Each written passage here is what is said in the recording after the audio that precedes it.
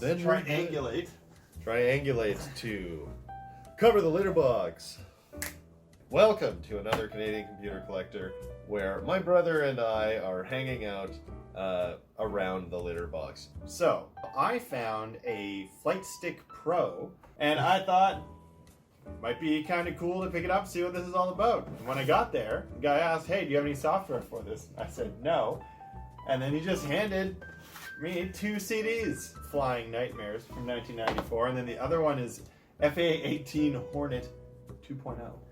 Very exciting stuff. Now, because this is a Flightstick Pro for Macintosh, we've decided to try it on the LC520 because I figure I haven't used a CD caddy before, and that alone is exciting to me. But also, I think this machine will run this. It should. I saw nothing about tech specs. Yeah, I have no idea if it's going to work or not. That's why we're here, right, gang? I just have to wonder, like, what are the technical requirements of a flight simulator from 1994 or 1995? One of them is a CD key, it looks like. Yeah. Oh, don't look. All right, well, shall we fire it up and see what's coming? I think we shall. Okay. Where's the pouvoir bouton? Okay, hang on. Hit power on the keyboard. Wow, first try. Okay, so we need a CD caddy. Luckily, I keep one right here. Oh, the dust just hit. Oh no. Don't breathe it in. He's contaminated the disc. The disc. Okay, so let's... yeah. Well, let's take a look at this thing. Flightstick Pro. Oop. Well, I mean, plastic actually doesn't seem like it's in very bad shape. It's not too discolored. At least compared to this 520. This box is very crisp. It smells like mothballs. It actually does remind me of storing my car for the winter. Now we have some drivers. Oh, yeah, that makes sense. Some Florpy drivers. There's also this manual if you wanted to look at that. Oh, I do, actually. Currently, Flying Nightmares is configured for minimum memory usage, regardless of the memory available. However, on some systems, it may be necessary to reconfigure memory usage, otherwise Flying Nightmares can run out of memory during some operations. Darn.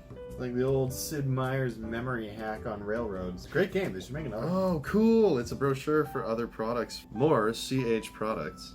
What do we have here? Oh, is this a poster or just like a... Oh, it's a fold-out card. Well, look at some of the gear you and yours could get your hands on. Out of Sun, coming in July. So we started off with Microsoft Flight Simulator. And the reason for that was because the drivers didn't want to install on this machine. For some reason, we couldn't get the software going to be able to calibrate the joystick. So we figured maybe there's some kind of integration here that might work with Flight Simulator, considering it's such a popular title. Unfortunately for us, the joystick was just controlling the mouse. I'm assuming because the drivers couldn't install, so it was just defaulting to a cursor. We managed to change views and get the plane in the air using the keyboard, but that was about it. This feels like being a kid and trying to put a game on your parents' computer that is in no way, shape, or form meant for gaming. Okay, well, this was... Oh wow, look at this control panel. Loris Medras Hiris. Is this not in English? Start game. See? Got the joystick on the left side because I'm left-handed. Time till next minute's 36 minutes, and it seems to be in real time. I'm not waiting till it's the actual time in real life to do this, so... This is counting down a mission for 36 minutes? Yeah. That's a party. How the do I get out? I have no idea. Okay, well, here. Shut it down. Let's try it on the 475. Yeah, let's do it.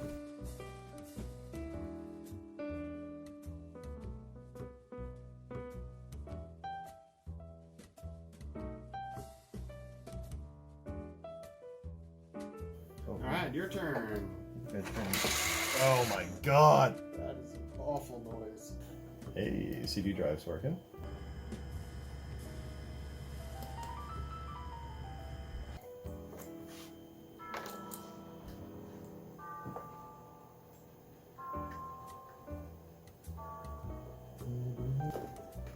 Look at this, is working much better. Yeah. Oh, yeah, definitely.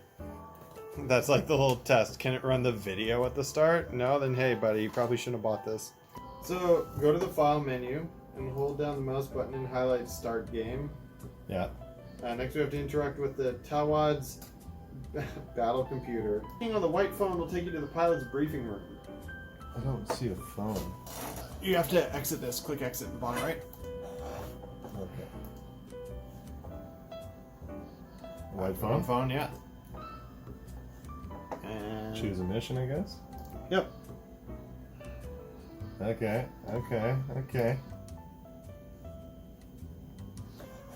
Oh, it's working. Okay, press the W key to release the wheel brakes for takeoff, Okay. and then 0 to run the engine up to full throttle. When you Okay. reach the end of the deck, pull up the nose and press the G key to retract the undercarriage. Okay, here we go. Oh! Okay. Alright, let's try it again. So W for the locks, and then what was 0. 0? Okay, I'll wait for this to get out of the way.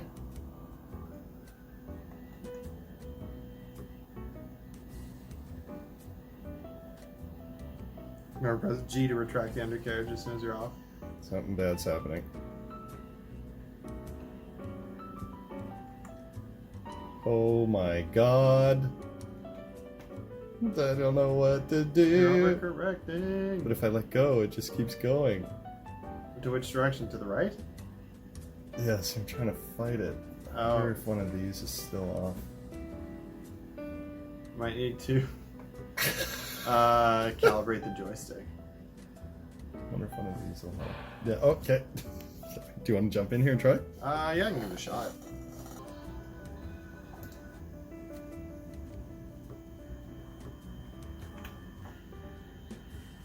That looked right. I thought you were going way faster than this. Oh, I think your wheel chock's still on. Yeah, see? When the light is on green, that means the wheel chock's on. I thought I pressed W though. Okay. Sorry, which light? See here? When this is lit up, your chalk is on, so you're probably... No, now you're probably good. Nice. So at this point, hopefully you're able to see that we're unable to get this plane to stop barrel rolling to the right. No matter what we did, how we took off, the plane would immediately start tilting to the right, and you could fight it for a while, but then eventually it would just turn into this infinite barrel roll that goes into the water. So we turned the game off, tried again with those floppy disks to get some kind of drivers out of them. We tried following the instructions in the manual for installing the drivers. Nothing seemed to work. So we gave it one final try after that fact, and it just never happened. So we're on the lookout now for drivers. Okay, now it's just gonna spin. Want me to fly? Oh. Whoop. Yeah, I think we're just gonna have to call this one a loss.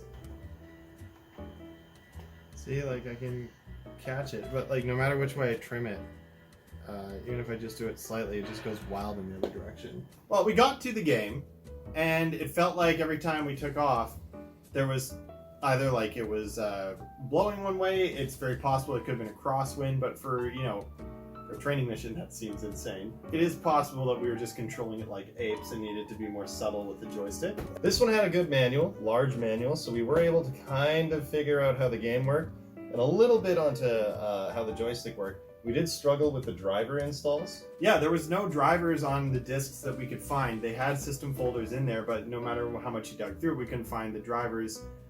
Even when we tried copying it over, like it says, just copying over the system folder, it didn't seem to provide the driver software claim to. It is possible at some point in time that somebody accidentally replaced the files on these, because these are not write protected. Oh, for sure. You know what? This software might even be out there somewhere. So if you're watching this video and you are familiar with the Flightstick Pro for Macintosh and you think you know where we could download some of the software for it, definitely reach out and let us know. This really brought back memories of being a kid at somebody's house who had computer games, and being too young and stupid to figure out how to actually play them.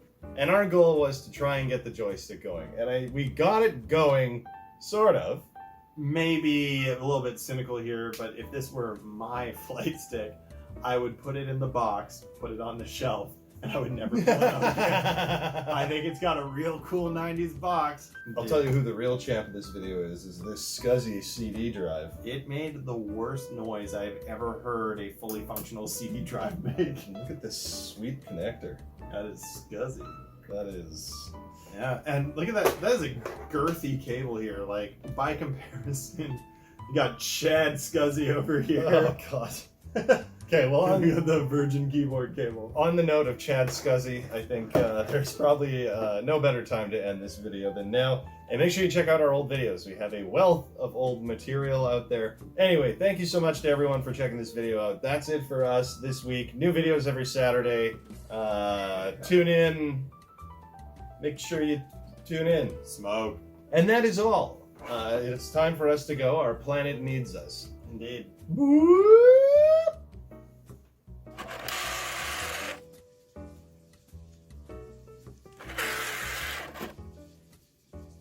So before I go, I do need to make a shout out to our friend Steph. Thank you, Steph, so much for supporting the channel again through Buy Me a Coffee. Someone like you cannot die. I would assume that you would likely be reincarnated as a Pegasus or another mystical horse-like creature. Regardless of what you may be reincarnated as, be it a rabbit, a Pegasus, a unicorn. You know, rabbits are kind of horse-like. Either way, thank you so much for your generosity and supporting this fledgling YouTube channel. So, stay golden, Steph.